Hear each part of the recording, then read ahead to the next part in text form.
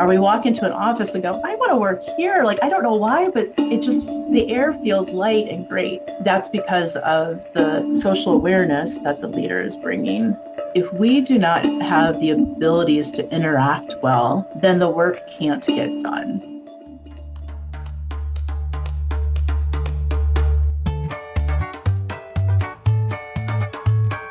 Welcome to the Essentially Translatable podcast brought to you by Lutheran Bible Translators. I'm Rich Radowski. And I'm Emily Wilson. And today we had the pleasure of talking with Michelle Thompson, who works at the Townsend Institute with Concordia University, Irvine.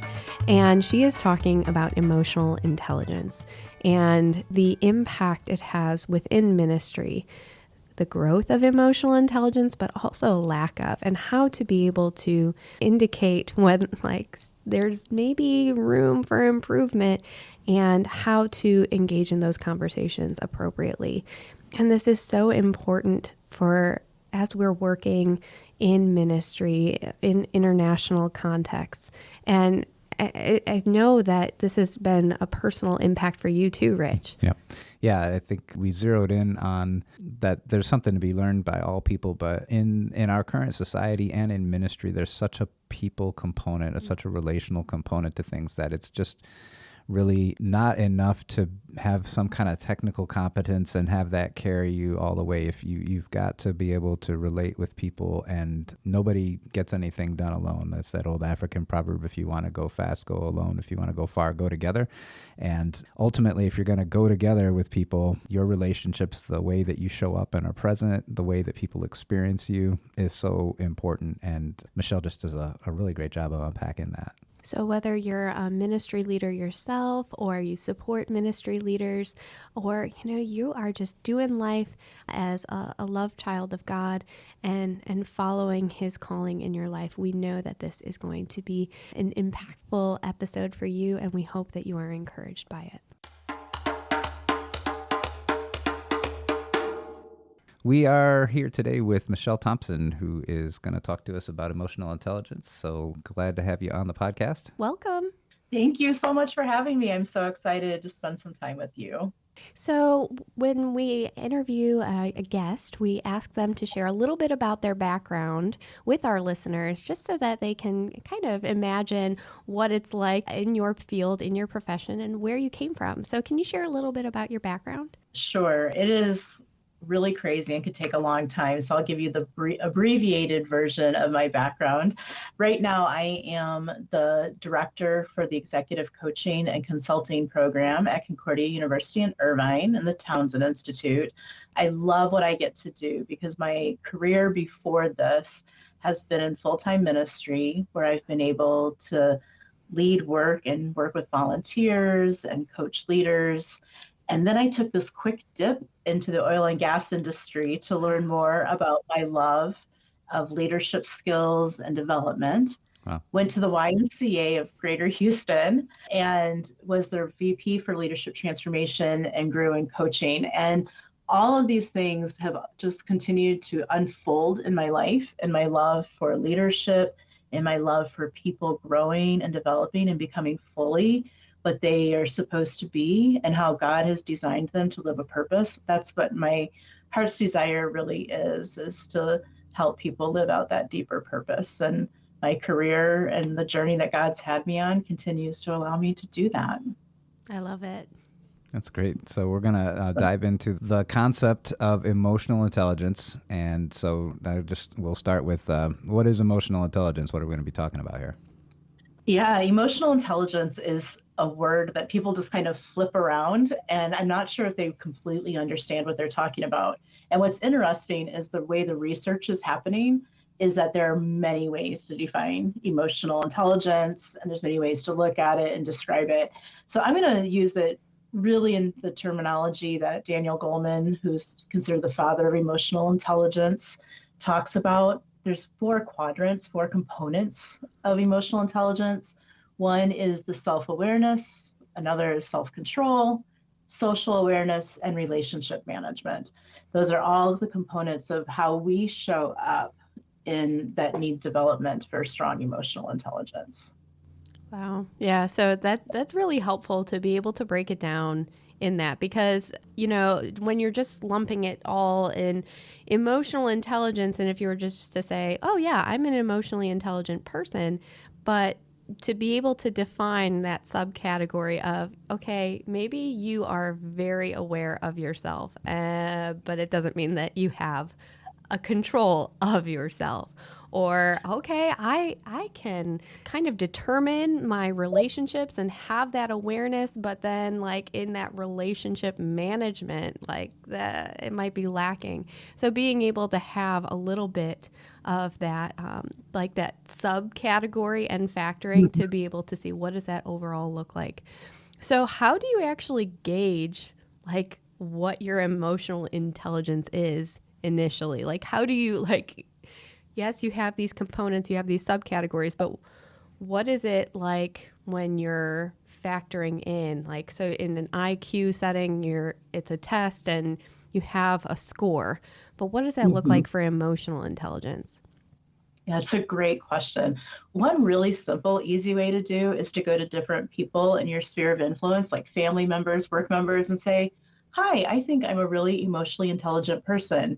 And when their eyebrows go up and their mouth goes, oh, then you're like, oh, so maybe I have some work to do. So the people around you actually can give you great insight. And one question that I always encourage people to ask, especially when they're leaders, is to ask people, what's it like to be on the other side of me? Mm-hmm. When I'm at my best, what's it like to be on the other side of me? When I'm not at my best, what's it like to be on the other side of me? It takes a lot of courage for the leader to do that, but the information is so helpful when they've created a safe space, because you can, when we experience what the other person experiences of us, then we can decide, okay, which quadrant do I need to be working in? Now, there are assessments that can be taken. You can do 360s. You can read lots of great material and kind of assess it that way also. But quite honestly, I love the rough and hard test of just asking people, what's it like? I was gonna say you use the right word, like courage, and to be brave and vulnerable, to say like, okay, you know me, and to be able to expect an honest response. That's really cultivating.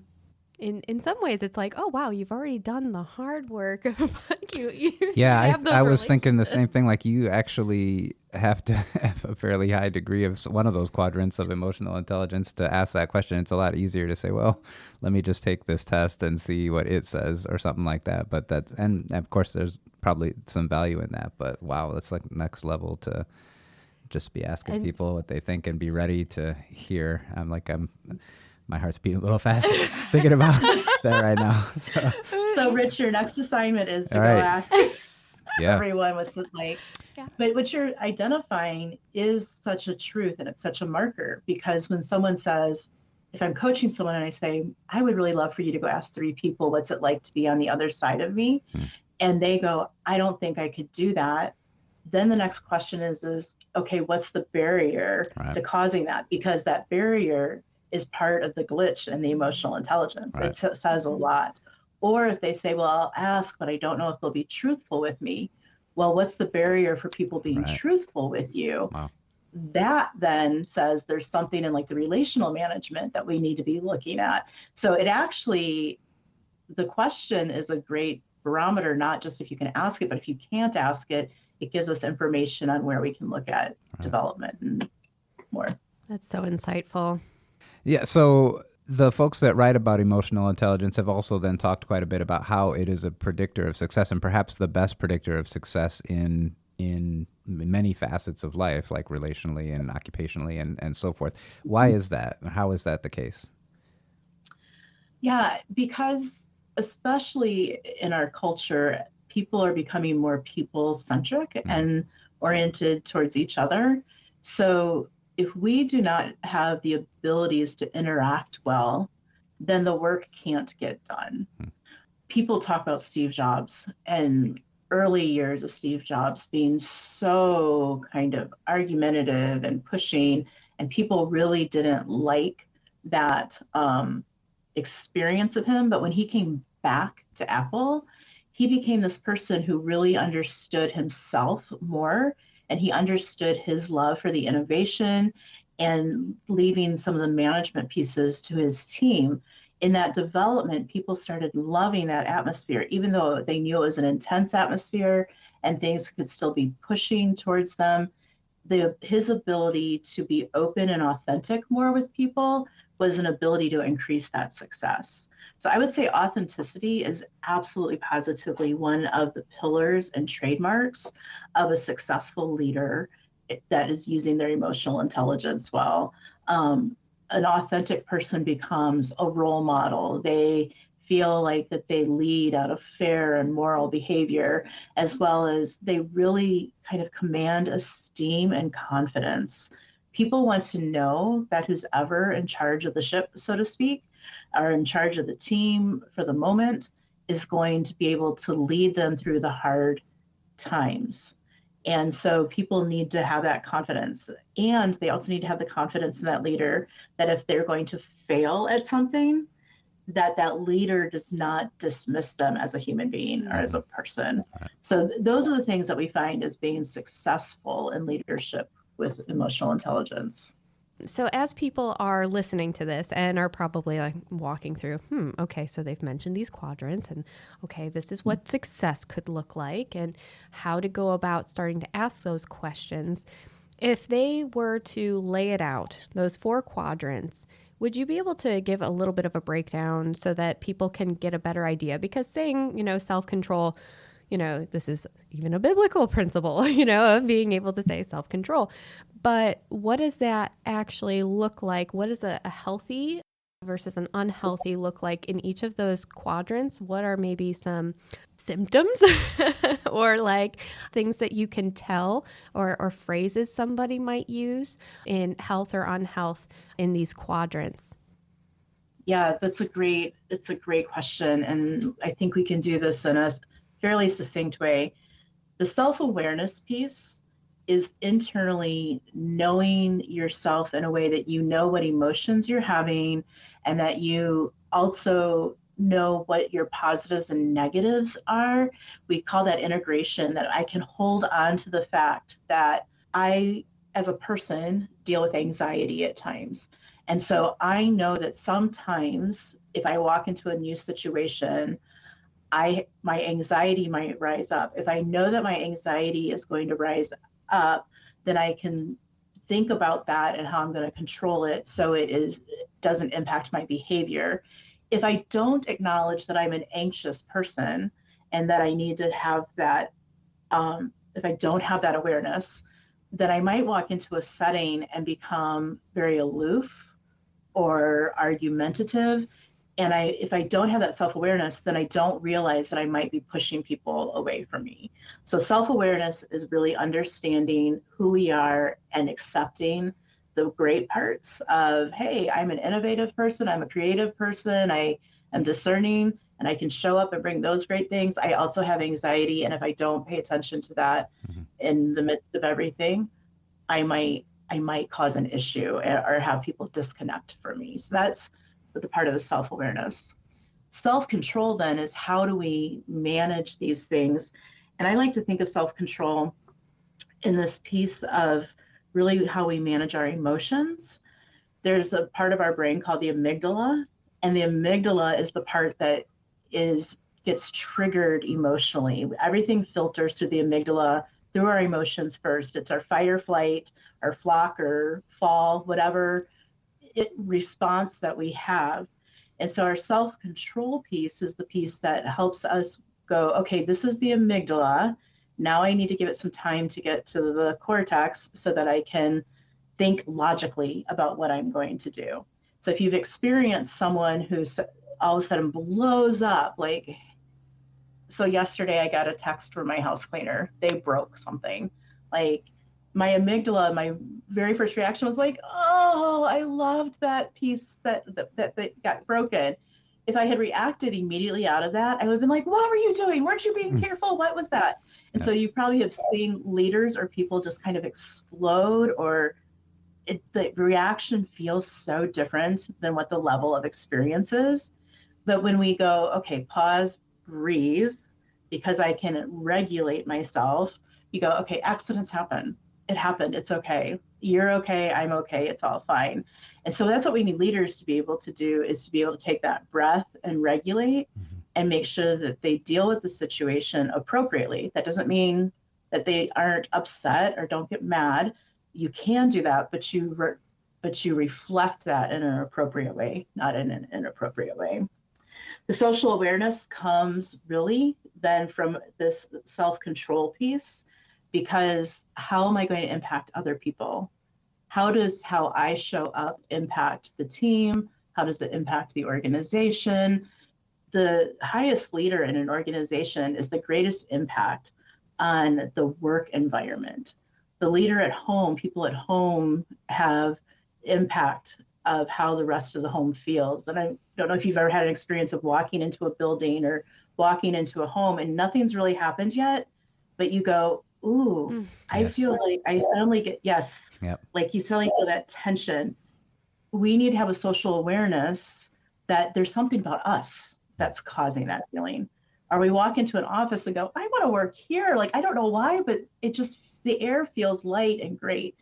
That's because of the social awareness that the leader is bringing into the group. And then there's relationship management. How do I inspire others? How do I work with others? This one really goes back to part of that question of the bravery of what it takes to ask that question. What's it like to be on the other side of me? Because this is how I manage conflict. This is how teams work. This is how I interact and help build people up within an organization or build my family up at home. That relationship management entails all those pieces. Being able to see, where it starts off of that self-awareness, I think is just so powerful, because sometimes we are just reactive. And that the thing that is bothering us, the root issue, or maybe even the root joy, we don't even acknowledge where it's coming from, or to be able to pause and to name the emotion. So it's harder to control when you're not pausing. Being able to say, I'm angry. And it's okay to be angry about a situation or thing, but what am I going to do with it?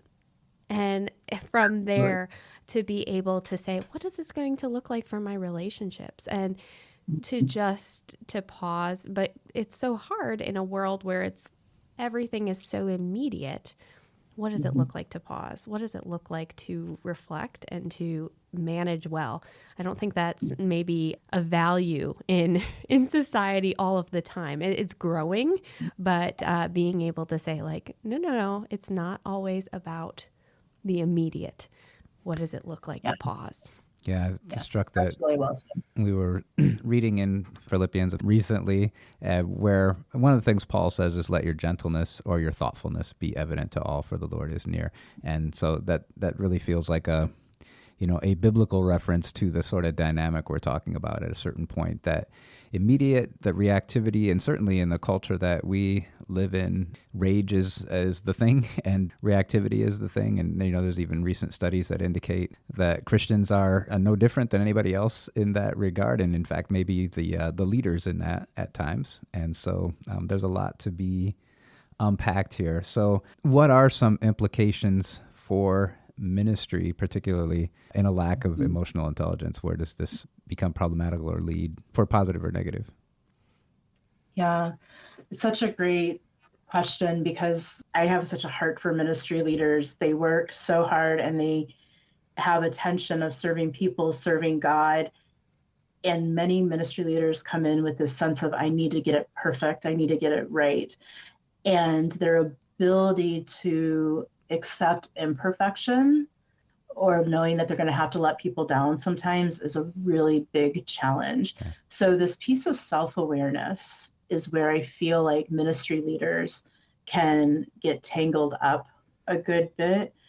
And when they aren't aware of their own limitations, when they struggle in being able to say, I might disappoint you at some point, or I cannot keep up with all of these things, what happens is they start burning out. And in the burnout, they become less able to relate to other people, and then they pull away. Well, this all becomes a domino effect. These things don't hit in isolation. They're enmeshed with one another. And so if I don't have the self-awareness to say I'm burning out and I might need some help in this moment, then the ministry itself will begin to hurt and be in pain, because the ministry leader doesn't have the ability, doesn't have the capacity. They've run out of fuel to be able to connect and communicate with either their team leaders or people in the congregation. And so things begin to fall apart. So the burnout piece is definitely a significant area. Another part of this too, and I see it in ministry, is the need for us to be innovative. And innovation comes out of the place of us being able to create a social awareness that people have an ability to be free with their thoughts, to have relationships that are trusting, that can say, let's try some new things. And if it doesn't work, it doesn't work, and it's okay. So creating the safety for innovation is also something I think is really important for ministry leaders to be looking at. And we've talked quite a bit about the success factors for emotional intelligence, and we're talking quite a bit about ministry leaders. But what if we're talking about somebody who's in ministry who doesn't necessarily believe of themselves that they are a leader, right? That I'm in ministry, I do a certain thing, I do a certain role. Is there something for that person as well in this? Absolutely. And I'm chuckling as you said that question, because I had joined the staff of a ministry, and I sent out an email and said, hey, ministry leaders, I want to have this vision meeting with you. And only like 5 people of the 30 invitations showed up. And when I went in and did some work, I'm like, why didn't why didn't people come? They're like, well, I'm not a leader. Right. I'm like, okay, you got the invitation. You're supposed to come, right? Like, I see you as a leader. So part of it is those of us who are in positions that we recognize in leadership is to invite the others to consider themselves as leaders. Mm-hmm. And part of the self-awareness in that very first kind of stage of emotional intelligence is for those people to begin to realize they do have influence. Leadership is about influence. And all of us have an influence in our sphere, whether the title gives us that or doesn't give us that. Whoever we are influencing somebody and something. And in our own self-awareness, we need to recognize that that is happening, and that puts us in a role or in a place of leadership, and we can accept that. And some people who go, no, not me, I shouldn't be influencing anything. I'm like, just by the fact that you say no, and step back is influencing people and possibly disengaging you from this opportunity. So there is a component to emotional intelligence that it is not fixed, right? That there is room for growth and for individuals to improve, right? When we ask about am I an emotionally intelligent person, that it doesn't have to stay a no. It can grow into a yes. So for the individuals who are like, this isn't necessary, I don't need to change, or this is just how I am. There's not this is a fixed thing, thinking of it almost similar to an IQ, that it is fixed. What are the implications for ministry in that kind of outlook? So when someone is unwilling to look at themselves and consider growth, because you were right, this is not a fixed thing, and never do we reach full emotional intelligence as we should. On this side of eternity, that will not happen. We all have room for growth and change and examination of who we are. So if someone is doing that within a ministry in particular, and they're saying, no, not me, they're starting to hold back the ministry, again, because the leader's level is what will help inspire and drive the organization, the ministry's level.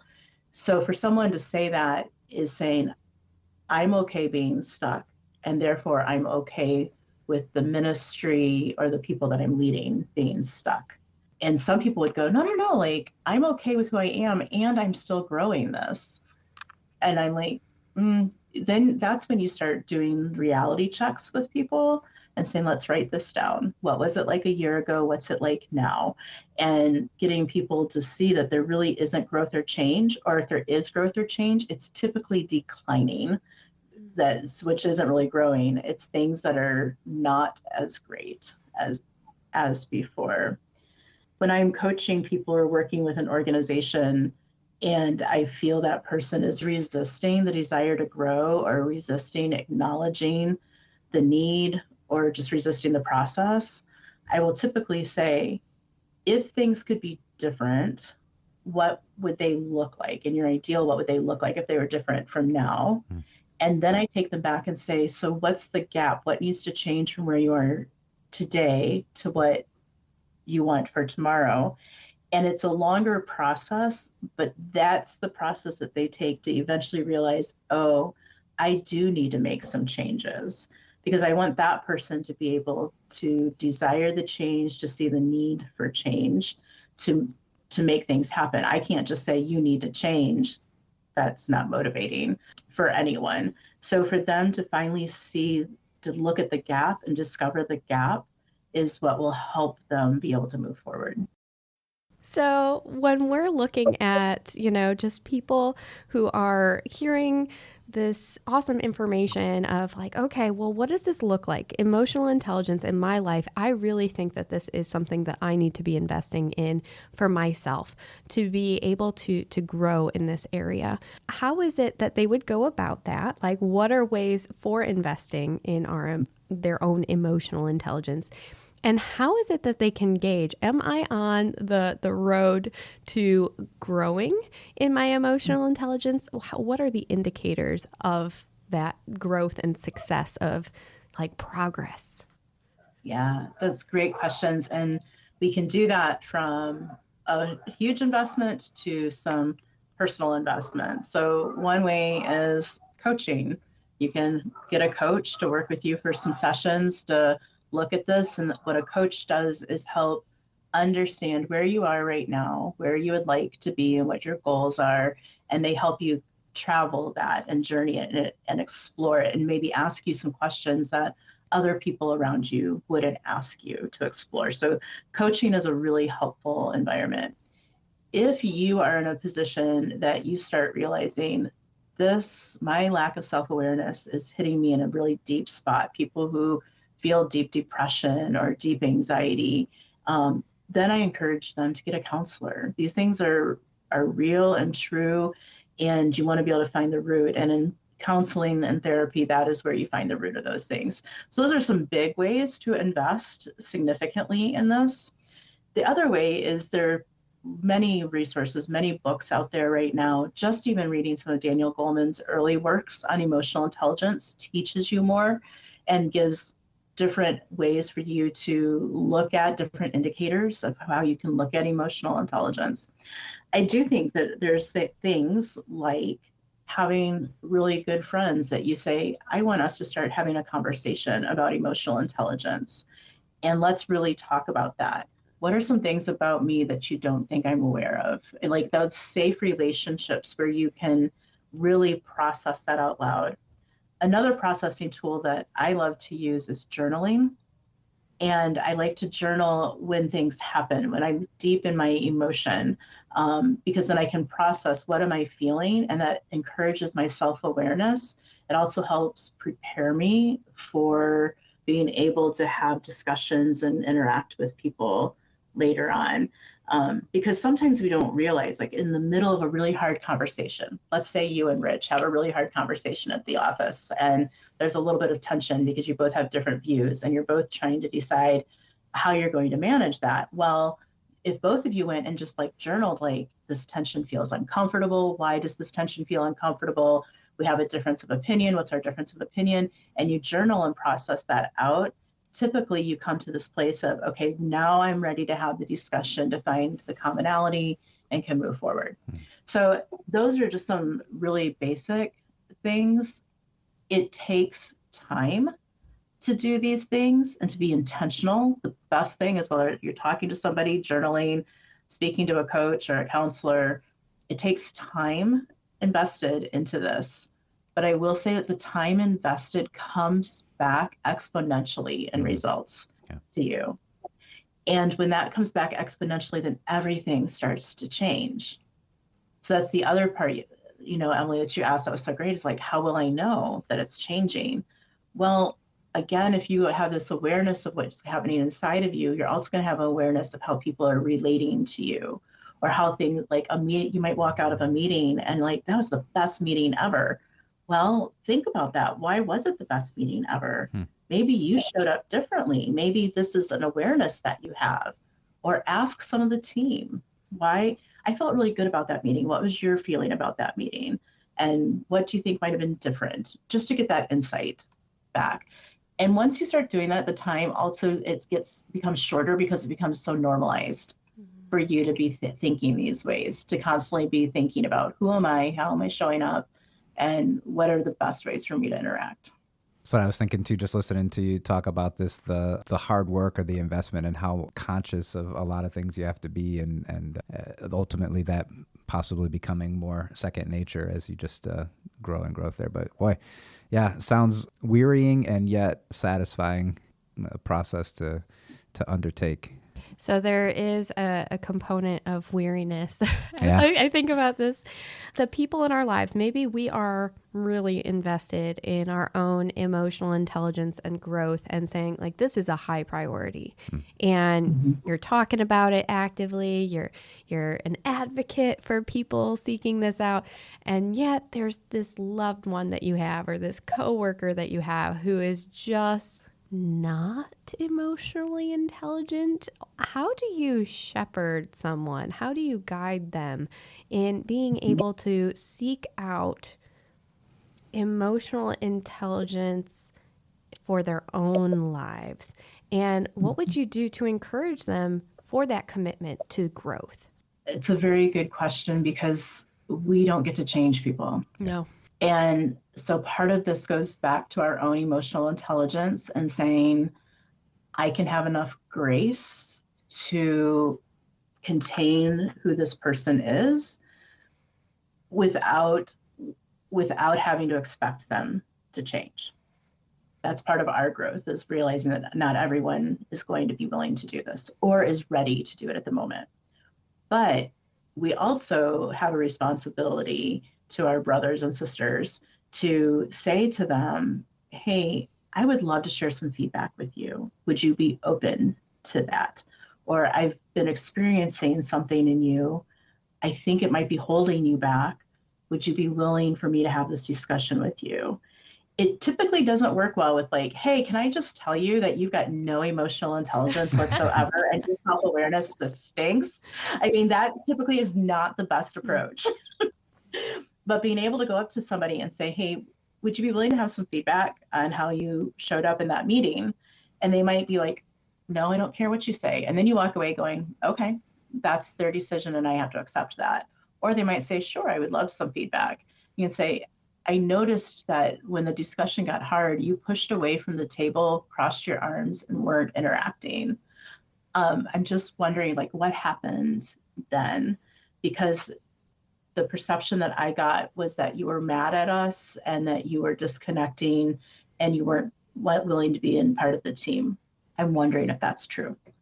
And that person can say, no, I was cold. And so I was just kind of trying to move to a warmer spot. And then you say, well, just so you know, like when you do something like that, this is the impression it gives.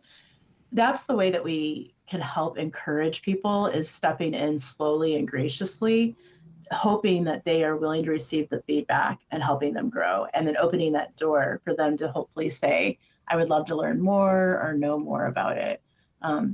But some people just are not willing to go into that space yet. And part of what we have to do is still have the grace to be present with them.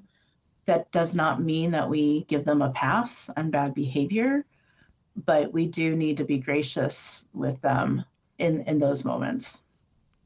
Yep. So that is fantastic advice, and I really love the question again, and really the answer of we don't get to change other people.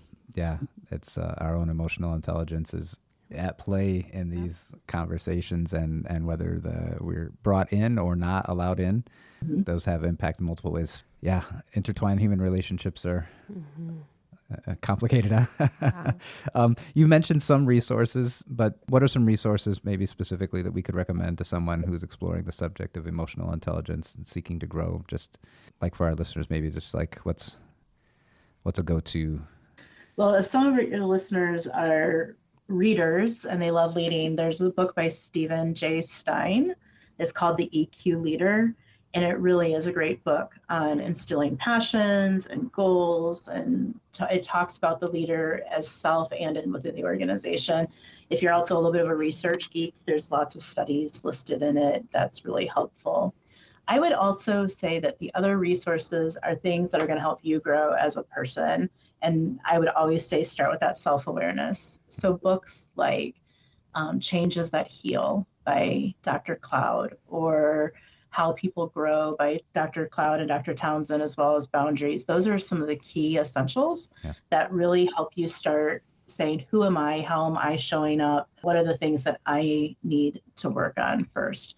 So those are some of the places that I would go. And then there are plenty of things, like even just looking up some YouTube TED Talks. I'm trying to remember some of them specifically. But if you look up emotional intelligence, you're going to find a number of people who are going to be able to speak to that, and possibly might be speaking directly to where in life are you? Like emotional intelligence as a ministry leader, emotional intelligence as an organizational leader, emotional intelligence as a father, emotional intelligence as a mother. Like, what are the different areas that they could be growing in?